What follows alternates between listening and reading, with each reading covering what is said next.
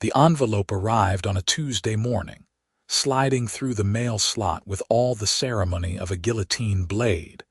And Anna Graham knew before opening it that her world was about to change again. She sat on the threadbare couch in her studio apartment, the kind of place where you could touch 3 walls without moving, and stared at the return address. Carson Holdings. The name meant nothing to her, but the position she had applied for meant everything. Marketing director. 6 figures. Benefits. A chance to finally breathe after 3 years of drowning. Her hands trembled as she tore open the envelope. The letter inside was brief and professional, inviting her to an interview next Monday at 9 in the morning.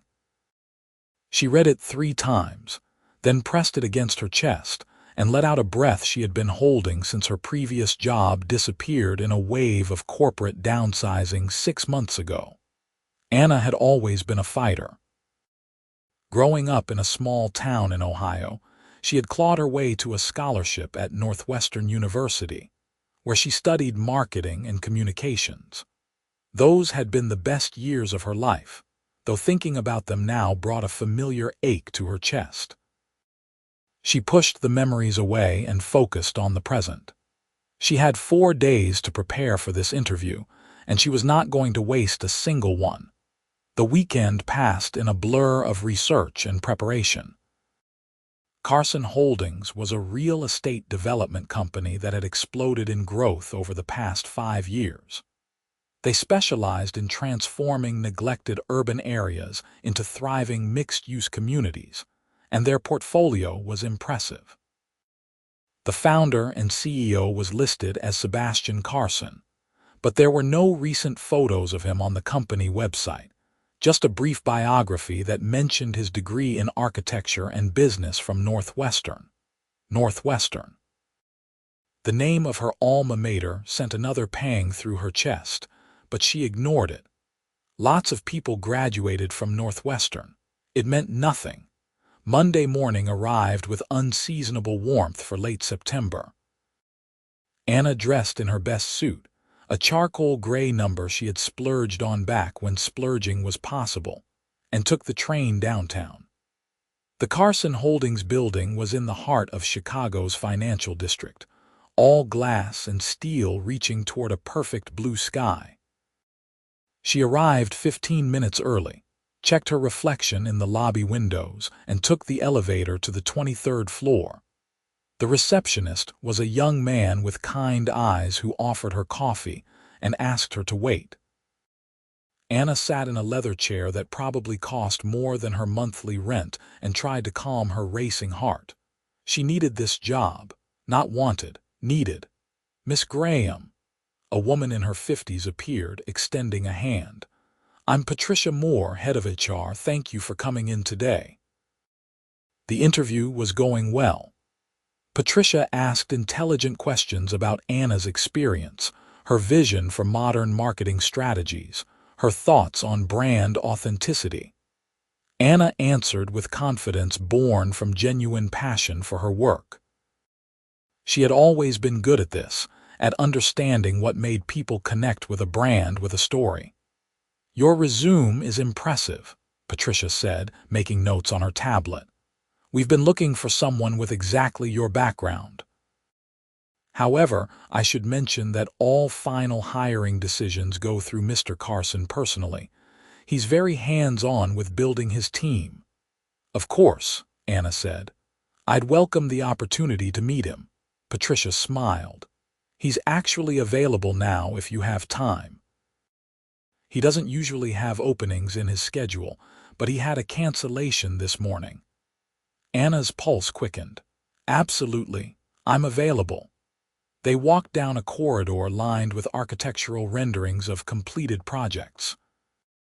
Patricia chatted easily about the company culture, the benefits package, the team Anna would be leading.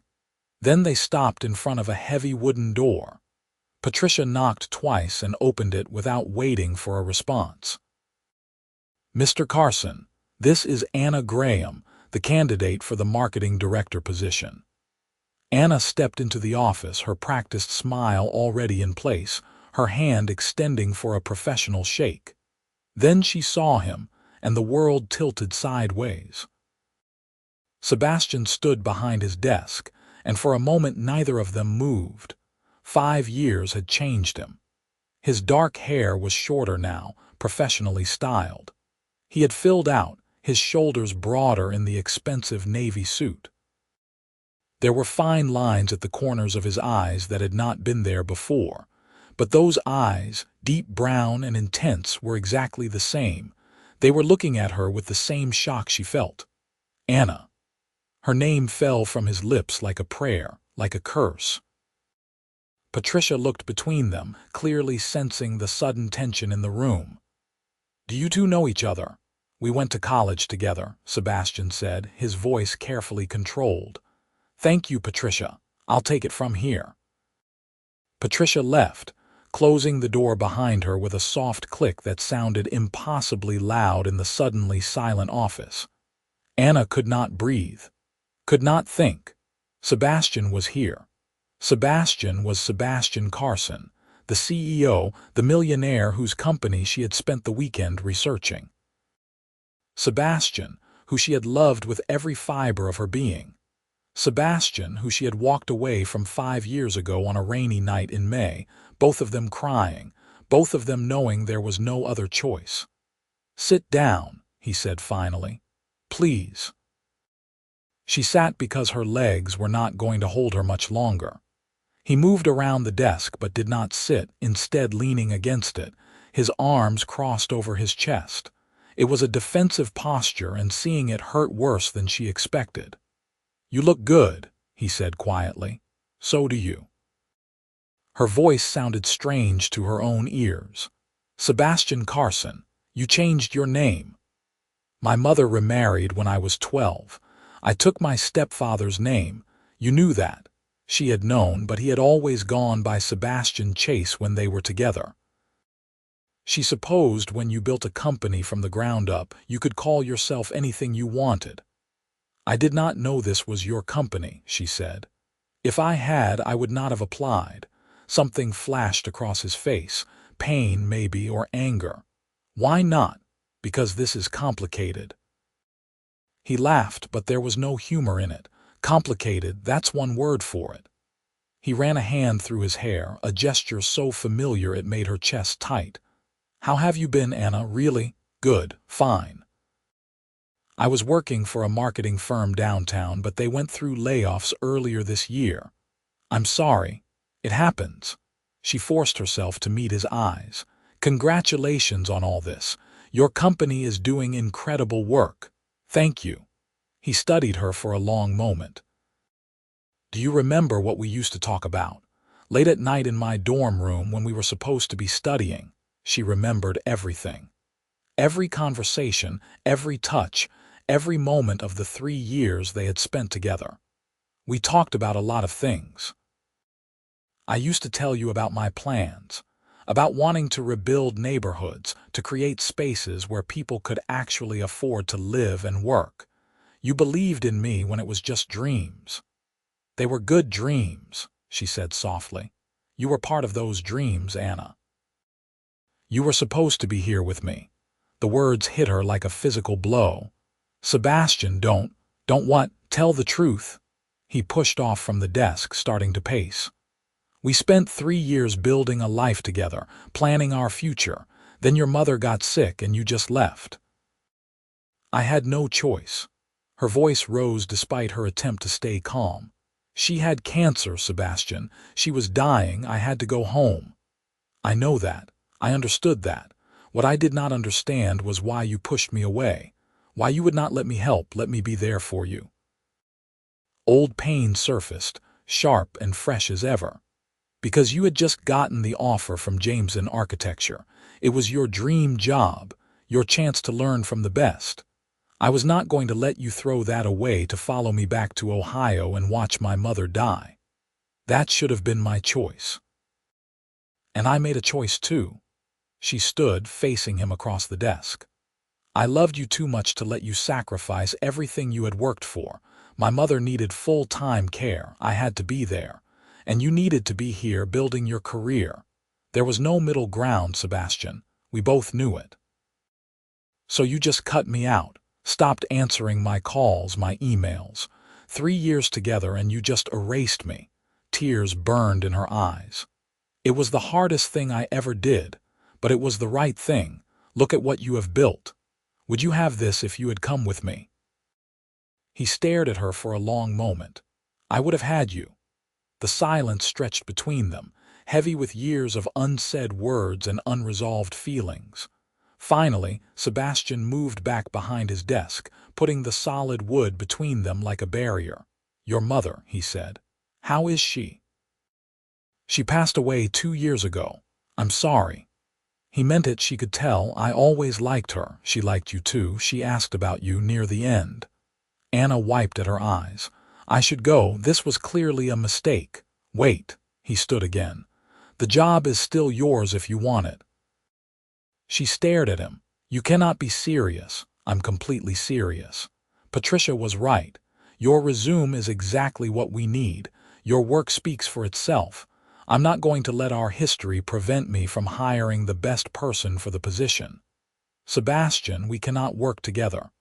Why not? We're both adults. It's been 5 years. We've moved on. He said it like he was trying to convince himself as much as her. Have we? The question hung in the air. Sebastian sat down heavily in his chair. Patricia told me about your background before you came in. I know it's been a rough year for you. I'm offering you a good job, Anna. Great salary, benefits, a team of talented people to lead. Don't let pride make you turn it down. This is not about pride. Then what is it about? She did not have an answer. Or rather, she had too many answers, none of which she could say out loud. Like the fact that seeing him again had made her realize she had spent 5 years lying to herself about being over him. Or that standing in his office, seeing the man he had become, filled her with a pride so fierce it was almost painful. Or that the thought of working near him every day, of being close but not close enough, felt like a special kind of torture. Think about it, he said, his voice gentler now. Take a few days. Talk to Patricia about the details of the position. Then decide. Anna nodded, not trusting her voice. She turned toward the door. Anna, she looked back. It's really good to see you. I've wondered over the years how you were, if you were happy. I've wondered the same about you. She left before he could say anything else, walking quickly through the corridors and into the elevator. She made it to the lobby before the tears started to fall. The next 2 days were agony. Anna barely slept, her mind spinning with memories and possibilities. She researched Sebastian online, finding articles about his rise in the real estate world. He had worked at Jameson Architecture for 2 years before striking out on his own. His first project had been a small mixed-use development on the South Side that had won awards for its innovative design and commitment to affordable housing. From there, he had built an empire. There were photos of him at charity events, at groundbreaking ceremonies, accepting awards. In none of them was he accompanied by a date. She told herself that meant nothing. His personal life was none of her business. Patricia called on Wednesday. Have you had time to think about our offer? I have. And Anna took a deep breath. I'd like to accept. If the position is still available. It absolutely is. Can you start Monday? Yes. They discussed salary, benefits, logistics. Patricia emailed over the formal offer letter and new hire paperwork. It was done. Anna was going to work for Sebastian. She told herself she could handle it. They were different people now, living different lives. The kids who had fallen in love in college were gone. In their place were 2 professionals who could maintain appropriate boundaries. She almost believed it. Her first day at Carson Holdings was overwhelming in the best way. Patricia introduced her to the marketing team, a group of 6 smart, enthusiastic people in their 20s and early 30s. They were excited to have a director, someone to guide their vision and fight for their budget. Anna felt a familiar thrill of purpose. This was what she was good at. She did not see Sebastian at all that first day, or the second. By the third day she had almost relaxed. Maybe this was how it would be. They would exist in the same building, the same company, but maintain a professional distance. She could live with that. Then Friday afternoon arrived and Patricia knocked on her office door. The executive team has their weekly meeting in 10 minutes. Mr. Carson wants you there. Anna's stomach dropped. Executive team, all the department heads. It's how we stay coordinated. They happen every Friday at 3. The conference room was on the top floor with windows overlooking the city. Anna was the last to arrive. She recognized a few faces from the week, but most were new. And at the head of the table, looking infuriatingly composed, was Sebastian. "Everyone, this is Anna Graham, our new marketing director," he said. "Anna, welcome to your first executive meeting." She took the empty seat near the foot of the table and tried to focus. The meeting was efficient and productive. Each department head gave a brief update on their current projects and challenges. When it was Anna's turn, she spoke about her initial assessment of the marketing department and her plans for the coming quarter. Sebastian listened without interrupting, making occasional notes. "Good," he said when she finished. "I like the direction you're proposing. Let's set up a separate meeting next week to dive deeper into the rebrand initiative." The meeting continued. Anna tried not to watch Sebastian, but it was impossible not to notice how he commanded the room. He listened more than he spoke, but when he did speak, everyone paid attention. He asked sharp questions and pushed back when needed, but never in a way that felt dismissive. He was a good leader. She had always known he would be. As the meeting wrapped up, people began filing out. Anna gathered her things, eager to escape. "Anna, can you stay for a minute?" Sebastian's voice stopped her. They waited until the room emptied. He closed the door. "How was your first week?" he asked. "Good. The team is great. There's a lot of potential. I'm glad you think so." He leaned against the table. "I wanted to talk to you about boundaries." Her heart sank. "Okay. This arrangement only works if we're both professional. What happened between us was a long time ago. We're colleagues now. I need to know you can separate the past from the present." It was exactly what she had been thinking, but hearing him say it stung. "Of course I can." "Good. Because I need your skills, Anna. This company is growing fast and we need someone who can tell our story the right way. I believe you're that person. But I cannot have any awkwardness or tension interfering with the work." "There will not be any awkwardness," she said, lifting her chin. "I'm here to do a job and I'm very good at my job. Whatever we had, it's in the past. I've moved on." Something flickered across his face, but his voice remained neutral. "I've moved on too, so we understand each other perfectly. Then I'll see you Monday for that rebrand meeting." She nodded and left, her head held high. It was only when she reached her office that she let herself feel the full weight of his words. He had moved on. Of course he had. 5 years was a long time. She had moved on too. She had dated other people, had tried to build a new life. The fact that none of those relationships had worked, that she had compared every man to Sebastian and found them wanting, was irrelevant. The weekend passed slowly. Anna threw herself into preparing for Monday's meeting, researching the company's current brand identity and drafting ideas for evolution. Work had always been her refuge, and she needed that now more than ever. Monday morning, she arrived at Sebastian's office with a portfolio of materials. His assistant, a cheerful woman named Deanne, waved her in. Sebastian was on the phone, but he gestured for her to sit. She took the opportunity to study his office more carefully. The space was sleek but warm, with architectural models on the shelves and photographs of completed projects on the walls. There was a small sitting area by the windows with 2 leather chairs and a low table. No personal photos, she noticed. No hints of a life outside this building. He ended the call and turned his attention to her. "Show me what you have." For the next hour, they talked about brand strategy. Anna presented her analysis of the current marketing materials and her vision for strengthening the company's identity. Sebastian listened, asked questions, challenged some of her assumptions. It was exhilarating.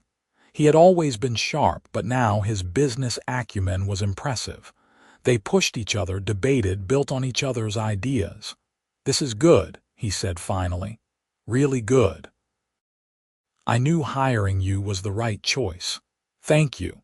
You've always had a gift for this, for understanding what makes people care." He paused. "Do you remember when you helped me with my thesis project, the community center design?" "Of course I remember. You created this whole presentation showing how the space could serve as a hub for the neighborhood. It was not just about the architecture anymore. It was about the story, the community impact. My advisor said it was the best student project he had seen in years." Sebastian smiled, a real smile that made her heart hurt. "I still use some of those principles now." "I'm glad," she said softly. The moment stretched between them, the professional veneer cracking slightly. Then Sebastian cleared his throat and looked back at his computer. "Send me the full proposal by the end of the week. I'll review it with the board." "Will do." She left feeling unsettled. The meeting had been productive, but those brief moments of connection, of remembering who they had been together, were dangerous. She needed to be more careful. October slipped into November. Anna fell into the rhythm of her new role, and the marketing team was responding well to her leadership. She implemented new strategies, secured better vendor relationships, and began the slow work of elevating the company's brand. It was satisfying in a way she had not experienced in years. She also could not avoid Sebastian. Their jobs required frequent interaction, and every meeting was a study in restraint. They were professional, cordial, efficient. They never discussed anything personal. But the awareness was always there, humming beneath the surface of every conversation. The rest of the executive team began inviting her to their Friday happy hours. Anna declined the first few times, but eventually, Patricia convinced her to join them. It would be good to bond with her colleagues outside the office, Patricia argued. Anna agreed, though she knew Sebastian would likely be there. The bar was in the lobby of a boutique hotel, all dim lighting and craft cocktails. Anna arrived to find most of the team already there, laughing and relaxed. Sebastian was at the bar talking to Thomas, the head of development. He looked different in casual clothes, jeans and a dark Henley that showed off his broad shoulders. Anna's mouth went dry. "Anna," Patricia waved her over. "What are you drinking?" She ended up with a vodka tonic and a seat at the long table they had claimed. The conversation flowed easily, and Anna found herself relaxing. These were good people, dedicated to their work and supportive of each other. She could see why Sebastian had built such a strong company culture. As the evening wore on, people began to leave. Anna was about to excuse herself when Sebastian slid into the seat next to her. "Having a good time?" he asked.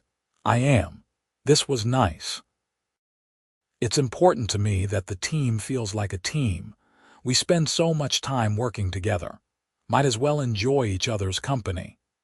"You have built something really special here, Sebastian. The company culture, the quality of the people. It's impressive." He looked at her, and in the dim light of the bar, she could see the vulnerability in his eyes. "It's not what I thought it would be." "What do you mean?" "Success. Achievement. I've spent 5 years building this company, and it's exceeded every goal I set. But there are moments when I'm standing at a groundbreaking or accepting an award, and I think about how I imagined these moments going. I was not supposed to be alone." Anna's breath caught, Sebastian, sorry, the whiskey is making me maudlin. He signaled the bartender for water.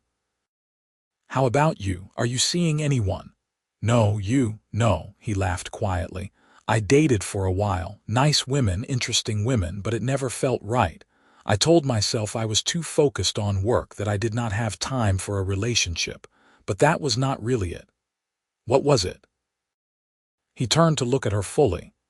I think you know. The air between them felt charged, heavy with possibility. Anna knew she should leave, should maintain the boundaries they had established. Instead, she heard herself say, I never stopped thinking about you.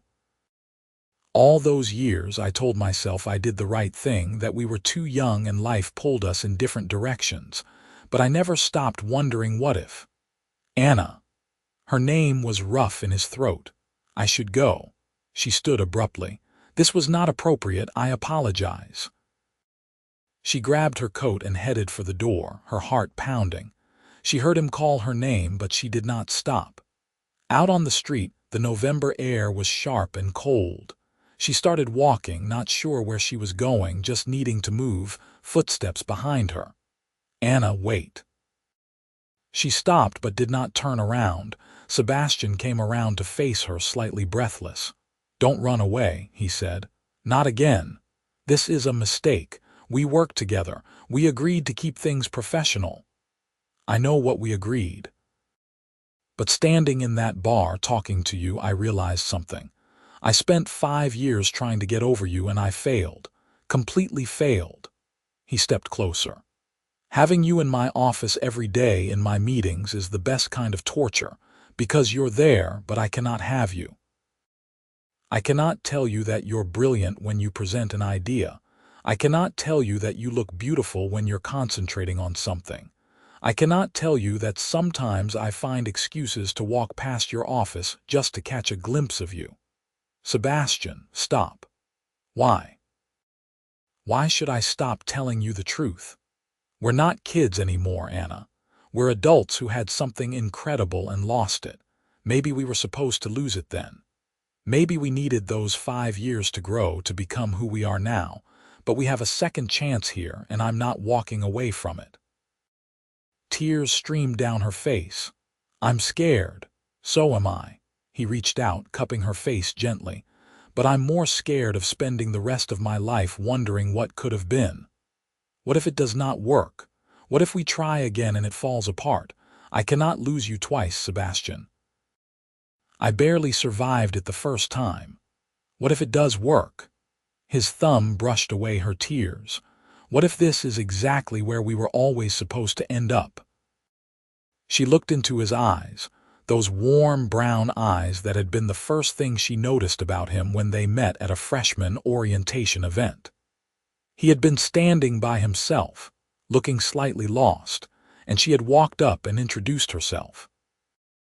They had talked for 3 hours that night, sitting on the campus lawn, and she had gone back to her dorm knowing her life had just changed. I never dated anyone seriously after you, she admitted. I tried, but it always felt wrong, like I was pretending. I know the feeling. My mother knew. Before she died, she asked me about you. She said she had never seen me as happy as I was when we were together. She told me that kind of love does not come around twice, and if I ever got a chance to have it again, I should take it. She was a wise woman. Anna laughed through her tears. She was. She also said you had good arms, and if I let you go, someone else would snap you up. Sebastian grinned. I always knew I liked her. He sobered, his expression intense. I love you, Anna. I never stopped. I don't think I could stop even if I wanted to, so tell me there's a chance. Tell me I'm not crazy for thinking we could try again. You're not crazy. She put her hand over his, where it still rested against her cheek. I love you too. I've loved you since I was 19 years old, and apparently I'm going to love you for the rest of my life. He kissed her then, right there on the Chicago sidewalk with people streaming past them. It was like coming home. His lips were familiar and new at the same time, and Anna melted into him, her arms wrapping around his neck. 5 years disappeared. All the pain, the longing, the loneliness, it all fell away, leaving only this moment, this man, this love that had refused to die. When they finally broke apart, both of them were breathing hard. "Come back to my place," Sebastian said. "We need to talk properly. Figure out how this is going to work." She nodded, and he took her hand, lacing their fingers together like they had 1,000 times before. They caught a cab to his apartment, a spacious loft in a converted warehouse building. The space was beautiful, all exposed brick and tall windows, but Anna barely noticed the decor. She was too focused on Sebastian, on the fact that she was here with him, and this was real. He poured them both wine and they sat on the couch, turned toward each other. "We need to establish some ground rules," Sebastian said. "For work, we should probably tell HR about our relationship." "Agreed. And we keep things professional in the office. No one needs to know the details." "I can do professional." He set down his wine and pulled her closer. "But here, in private, I'm going to make up for 5 years of not being able to touch you." He kissed her again, slower this time, deeper. Anna lost herself in the sensation, in the feeling of his hands on her waist, in her hair. They had been so young when they were together before, fumbling and eager and learning each other. This was different. They were different. There was confidence now, maturity, but also a tenderness that made her chest ache. "Stay tonight," he murmured against her lips. "I'll stay." They moved to his bedroom, and Anna felt a flutter of nerves. It had been so long. But Sebastian was patient, reverent, taking his time relearning her body. And when they finally came together, it felt inevitable, like two halves of a whole finally reuniting. They fit together the same as they always had, maybe better, and afterward, lying in his arms, Anna felt a peace she had not experienced in years. "I missed this," she whispered. "Missed you. I'm right here. I'm not going anywhere," she believed him. The next morning, they faced the practical realities of their situation. Over coffee, they discussed how to handle the relationship at work. "I think we should be honest," Sebastian said. "Tell Patricia, let her handle any HR concerns. I don't want this to be a secret. I'm not ashamed of being with you. Neither am I, but people will talk. Let them talk. Anyone who has a problem with it can come to me directly." They met with Patricia on Monday morning. To her credit, she was not surprised. "I figured something was going on," she said. "The tension between you two at that first meeting was pretty obvious. As long as you maintain professionalism in the office and there is no favoritism, I do not see any policy violations. But I do need you both to sign some paperwork acknowledging the relationship." They signed the paperwork.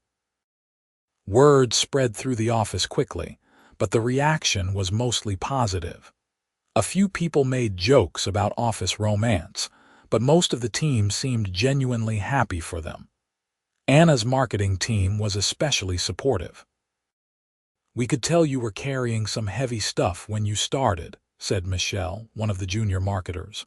"It's nice to see you smile more." Over the following weeks, Anna and Sebastian found their rhythm. At work, they were consummate professionals. No one would know from watching them in meetings that they spent their evenings tangled together, talking for hours, making up for lost time. They told each other everything. Sebastian talked about the early days of his company, the struggles and the victories. Anna told him about her mother's illness, the grief, the guilt she still carried about cutting him out. "I understand why you did it," he said one night. They were at her apartment, a space that looked dramatically different from his loft but felt more like home. "I did not then, but I do now. You were trying to protect me, to protect what we had. You thought if I saw you at your lowest, dealing with losing your mother, that it would destroy what we built. I was afraid of being a burden. You had your whole life ahead of you. You could never be a burden. You were my life." He pulled her close.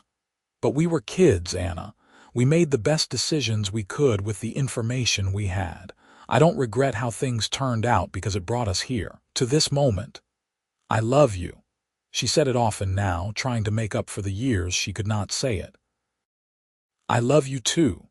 December brought the holiday season and with it, parties and celebrations. The Carson Holdings holiday party was held at a downtown hotel, with the entire company invited. Anna wore a green dress that made Sebastian's eyes darken with appreciation. You look stunning, he said, kissing her temple as they entered the ballroom. You clean up pretty well yourself. They mingled with the team, dancing and laughing. Sebastian gave a speech thanking everyone for their hard work over the year. When he mentioned the marketing team's contributions, his eyes found Anna's and she felt the warmth of his pride. Later, slow dancing together, he said, "Come with me for Christmas. I want you to meet my mother and stepfather. They live in Michigan now." "Are you sure? That's a big step." "I'm sure. I've told them about you, about us.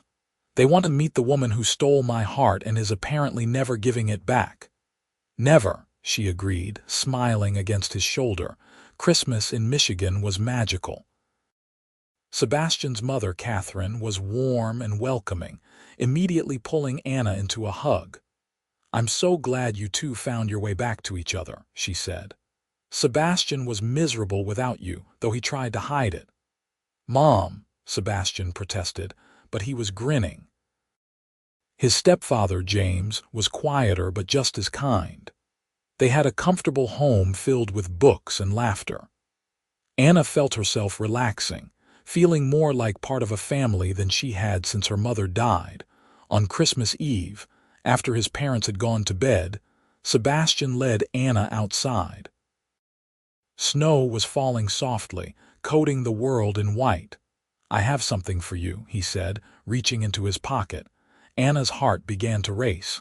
"Sebastian, I know this might seem fast to other people.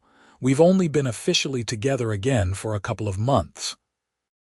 But Anna, we've loved each other for 7 years. We've been through separation and grief and everything life could throw at us, and we still found our way back. I don't want to waste any more time." He opened the small box in his hand, revealing a ring. It was beautiful and elegant, a single diamond on a platinum band. "Anna Graham, will you marry me? Will you let me spend the rest of my life making up for the years we lost? Will you build a future with me?" Tears streamed down her face as she nodded. "Yes.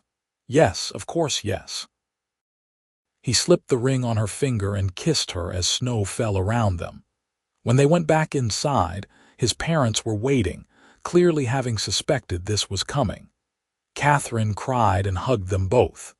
James shook Sebastian's hand and told Anna she was getting a good man.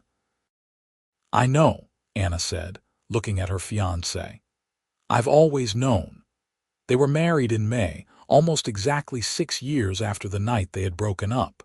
The wedding was small and intimate, held in a restored warehouse that Sebastian's company had converted into an event space. Anna's small remaining family came, along with friends from college and their co-workers. Patricia cried during the ceremony. Thomas gave an embarrassingly heartfelt speech at the reception about how Sebastian had been insufferable before Anna came back into his life. "He was always driven, always successful," Thomas said. "But he was not happy. Not really. Then Anna walked into that interview and everything changed. So here is to second chances and the courage to take them." They honeymooned in Italy, 2 weeks of art and food and long conversations. Lying on a beach in Positano, Anna felt a contentment she had never imagined possible. "What are you thinking about?" Sebastian asked, his fingers tracing lazy patterns on her arm. "How lucky we are. How easily we could have missed this." "We were always going to find our way back," he said with certainty. "Maybe not the way it happened, but somehow, this is meant to be." When they returned to Chicago, they moved into a new place together, a townhouse with space for an office for each of them and a yard for the dog they immediately adopted. Work continued to thrive. Under Anna's leadership, the marketing department won several industry awards. Sebastian's company expanded into 2 new cities. They were building something together, both at work and at home. A year after their wedding, Anna discovered she was pregnant. She told Sebastian over dinner at the restaurant where they had their first date in college. "You're going to be a father," she said, sliding the positive pregnancy test across the table. His face went through a series of expressions: shock, joy, wonder. Then he was around the table, pulling her up and into his arms. "We're having a baby," he said, his voice choked with emotion. "We're having a baby." Their daughter was born the following spring, a healthy girl with dark hair and her father's brown eyes. They named her Catherine Grace, after Sebastian's mother and Anna's. Holding her for the first time, Anna felt her heart expand in ways she had not known were possible. "She's perfect," Sebastian whispered, looking down at his daughter with absolute awe. "She really is."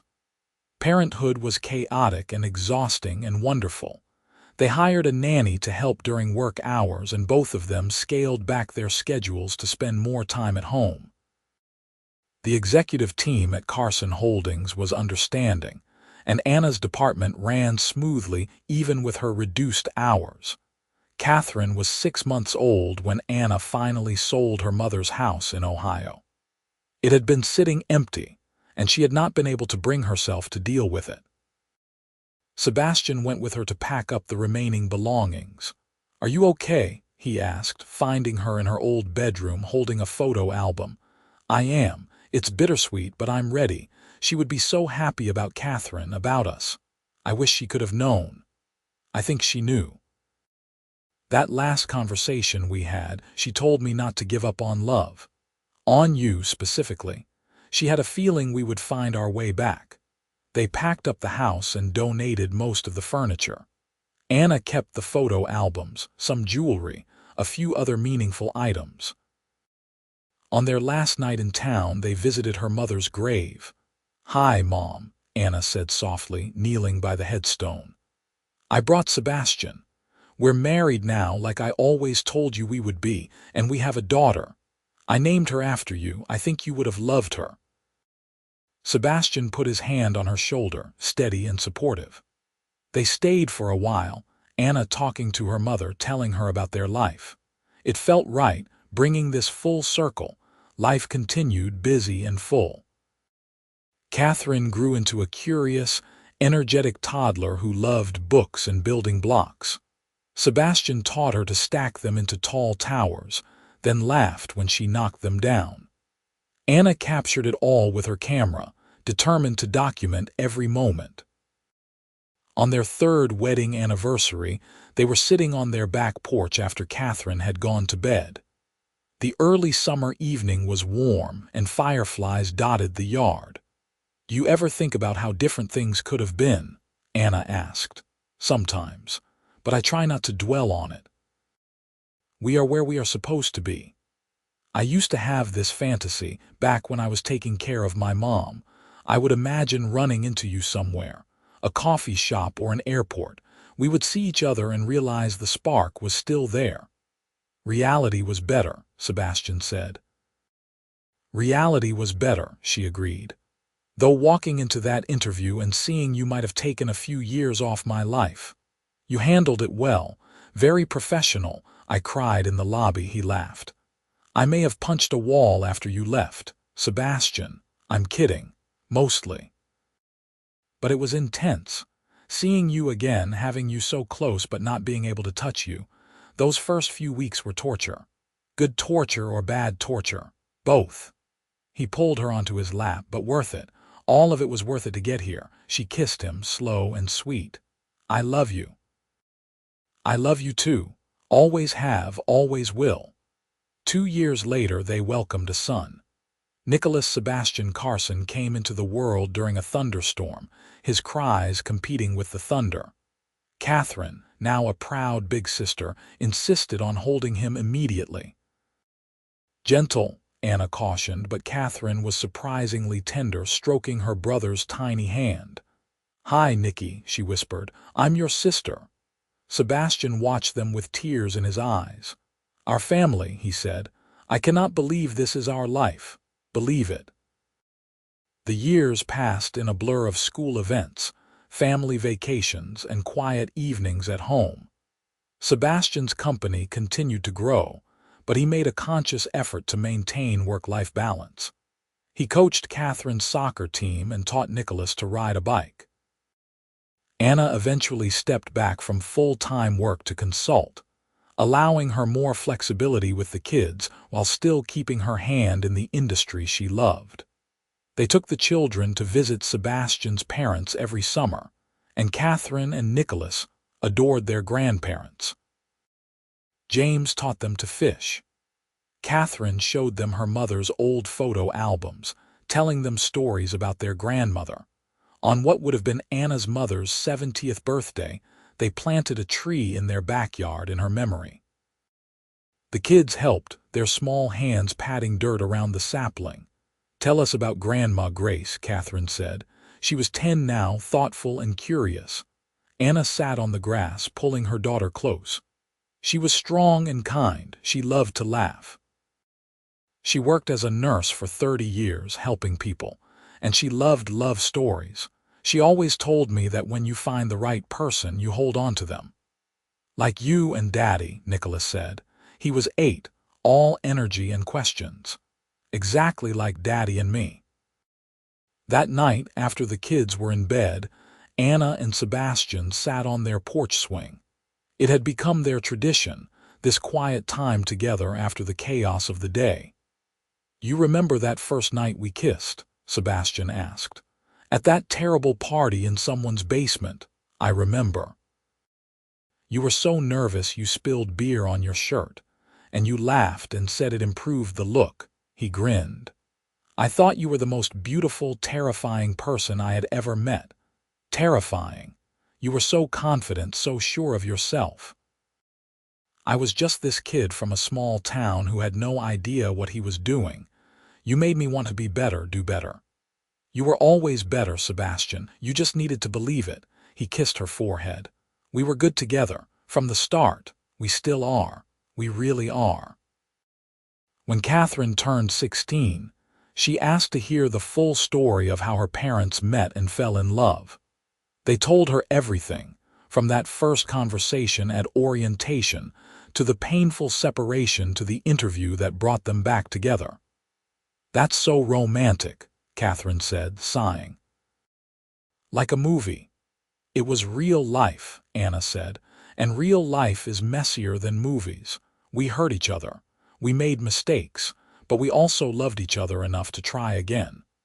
"Do you think you would have gotten back together if Mom had not applied to Dad's company?" Nicholas asked. Sebastian and Anna exchanged a look. "I don't know," Sebastian admitted. "I'd like to think so.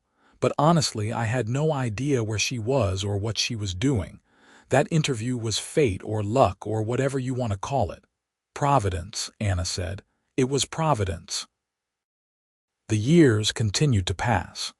Catherine went off to college, choosing to study environmental science. Nicholas followed a few years later, pursuing engineering. The house felt empty without them, but Anna and Sebastian rediscovered the pleasure of being just the two of them again. They traveled, taking trips they had talked about for years. They went to Greece and Japan and Peru. They held hands and laughed and fell in love all over again in different countries, different contexts. On their 20th wedding anniversary, they returned to Northwestern's campus. It had changed, new buildings rising where familiar ones had stood, but the essence of the place remained. "I used to walk past your dorm every day," Anna said, "even when I had no reason to go that direction, just hoping I would run into you. I did the same thing with your building." We were ridiculous. We were 19 and in love. Of course we were ridiculous. They found the spot on the lawn where they had talked that first night, and they sat down, ignoring the curious looks from passing students. "If you could go back," Sebastian said, And tell your 19-year-old self one thing, what would it be? Anna thought about it. I would tell her to take more pictures, to be more present in the moments because they go by so fast. And I would tell her that the heartbreak she is going to experience will not destroy her, that she will survive and be stronger for it. I would tell my younger self to trust his instincts, Sebastian said, and that losing her is not the end of the story. They sat in comfortable silence, watching the students hurry past with their backpacks and their dreams. We were so young, Anna said. We were, but we knew even then. What we had was special. It still is. When Catherine announced her engagement at 25, Anna cried. Her daughter had found a kind, ambitious man who loved her fiercely. The wedding was beautiful, a garden ceremony that reminded Anna of her own wedding to Sebastian. Another generation starting their story, Sebastian said, watching Catherine and her new husband dance. I hope they're as lucky as we've been. They will be. She learned from the best. Nicholas brought home a girlfriend a year later, a smart, funny woman who fit seamlessly into their family. At dinner, she asked Anna and Sebastian about their relationship. How did you know? She asked. That you wanted to spend your life together. I've never not known, Sebastian said simply. From the moment I met Anna, something shifted. I became a different person, a better person. And even when we were apart, I measured everything against what we had. I tried not to know, Anna admitted. When we separated, I tried to convince myself it had been a college romance, something sweet but not meant to last. But I was lying to myself. You cannot unfeel a love that deep. The girlfriend looked at Nicholas with soft eyes, and Anna knew that look. She had worn it herself many times when looking at Sebastian. The years brought grandchildren. First Catherine's twins, a boy and a girl who inherited her dark hair and their grandfather's eyes. Then Nicholas's son, born on a snowy December night. Anna held each grandchild and marveled at the circle of life, at how love multiplied across generations. Sebastian retired from day-to-day operations at Carson Holdings when he turned 60, staying on as chairman but handing the CEO role to Thomas, who had been with him from the beginning. Anna had long since transitioned to part-time consulting, and they both relished the freedom to travel and spend time with family. On their 30th anniversary, their children threw them a party. Friends and family gathered, sharing stories and toasts. Catherine gave a speech about growing up watching her parents' love story continue to unfold. They set an impossible standard, she joked, but also showed us what is possible when you fight for love, when you choose each other every single day. Thank you for showing us how it is done. Late that night, back home, Anna and Sebastian sat in their familiar spot on the porch. They were older now, their hair gray, their faces lined. But the love in Sebastian's eyes when he looked at her was unchanged. 30 years, she said, plus the 3 in college. 33 years of loving you. 33 years is not enough. I want 33 more. Deal. She leaned her head on his shoulder. Do you remember what you said to me that night on the sidewalk, when you came after me outside the bar? I remember every word. I said I had spent 5 years trying to get over you and failed, that I was not walking away from a second chance. Best decision you ever made. Second best, he corrected. The best decision was walking up to you at that orientation event when we were 18. Everything else followed from that. Anna lifted her head to kiss him. After all these years, it still felt like coming home. I love you, Sebastian Carson. I love you, Anna Carson. Always have, always will. They sat together as night fell, wrapped in each other and in the life they had built. It had not been easy. They had faced separation and loss and all the challenges that life brings. But they had also found their way back to each other, and in doing so had created something beautiful. Their love story was not perfect. It was real, messy, complicated. but it was theirs. And sitting there in the gathering darkness, surrounded by the evidence of their shared life, Anna knew she would not change a single thing. Every heartbreak, every separation, every moment of doubt had led them here. To this porch, this man, this life, and it was everything she had ever wanted.